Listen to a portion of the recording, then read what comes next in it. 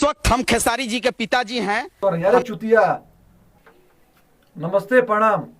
हम आप सबके भाई राइटर संदेश कुशवाहा, आप सभी वीडियो देख रहा बानी राइटर संदेश कुशवाहा पर्सनल यूट्यूब चैनल पे। तो आप सबके चैनल पे स्वागत बा। और जो भी भाई चैनल के सब्सक्राइब नहीं कर ले, आप सब सब्सक्राइब जरूर कर ली। तो आए आप सबके बीच एगो खास मुद्दा पे बात करे बानी। उससे पहले आप सब वीडियो देख ली और आप सबके बता दी कि ई बने आरती न्यूज के रिपोर्टर कहे वाला मनीष कुमार। तो आई आप सभी वीडियो देखी और देख के बताएं, फिर आगे बात कर ली। इस वक्त हम खेसारी जी के पिताजी हैं।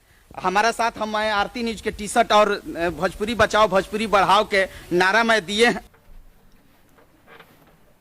आप सब वीडियो देख लेनी। ई कितना चुतियापा बतियाता है। खेसारी लाल यादव जी के पिता के सामने ही कहता है, मैं मनीष कुमार खेसारी लाल यादव जी के पिता। गजब यार, वाह का कमाल कर दिला यार तू। खेसारी भैया के पिताजी के सामने कहता है, मैं मनीष कुमार खेसारी लाल यादव जी के पिता। कम से कम बोले के तो मर्दे सीखला। बार बार ट्रोल होला, बार बार तू ट्रोल होला। अब हम क्या कहें यार, शर्म करो, शर्म शर्म के मारे यार हम क्या कहते, शर्मे नहीं खाई यार।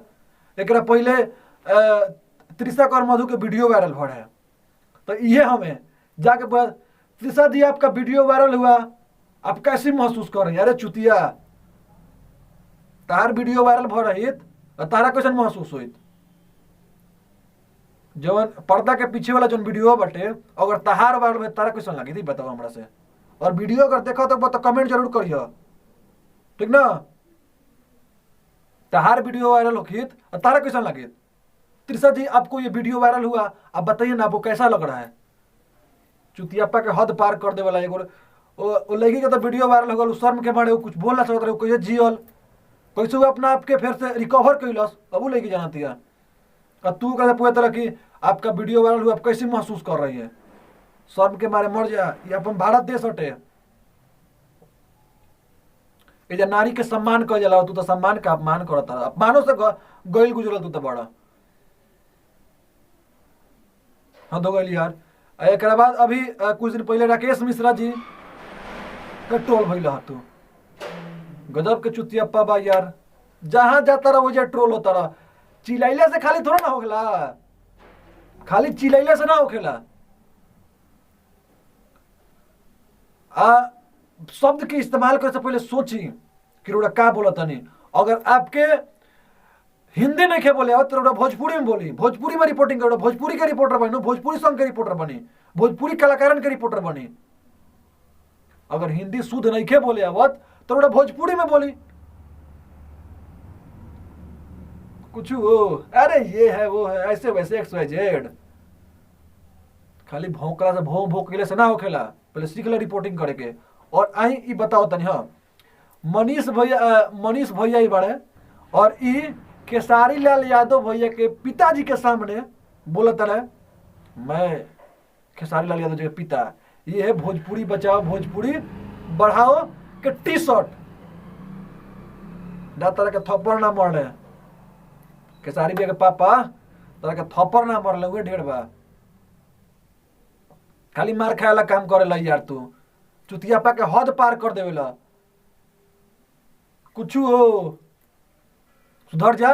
वीडियो अगर तारा तक पहुंचल जरूर पहुंची तारा लग वीडियो, आ तू देखा तारा वीडियो हमरा पता बा। और ये वीडियो से कुछ सीख ला और सुधर जा, ताकि आगे से गलती से मत करियो।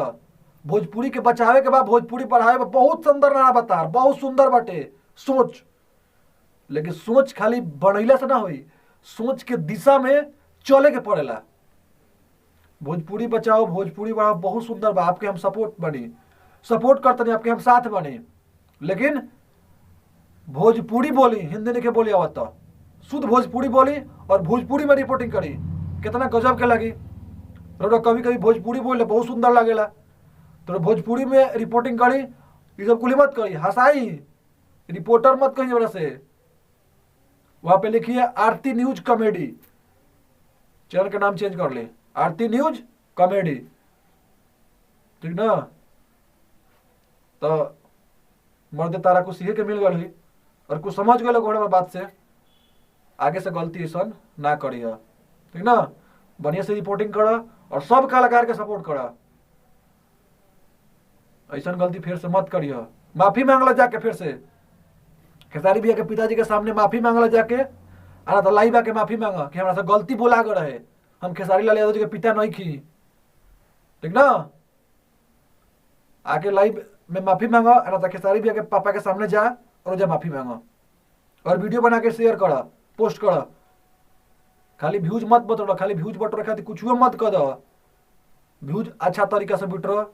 ऐसा हूँ तार चैनल ठीक ठाक चला ताटे, बढ़िया बाटे, अच्छा तरीका से बिटरो, ठीक ना। बात से समझ गए चलो, उम्मीद करब कि सुधर जेबा। फिर चलिए आप सब ये वीडियो देख के बताई कि बात से हमरा कितना सहमत बानी, कमेंट करके बताई। और आप सब से फिर लास्ट में कहब कि चैनल के सब्सक्राइब कर ली आप सबसे फिर से कहब कि आप सब चैनल के सब्सक्राइब कर ली, कैसे कि आप सब के ही आशीर्वाद से इस चैनल पे 5000 सब्सक्राइबर कंप्लीट हो गए और आप सबके आशीर्वाद से 1 लाख बहुत जल्द हुई। तो आशीर्वाद बनल रहे। फिर मिला आप सबके कुछ ऐसा चंद चुतियन के खबर लेके रेलाई करे खातिर। चलिए, प्रणाम।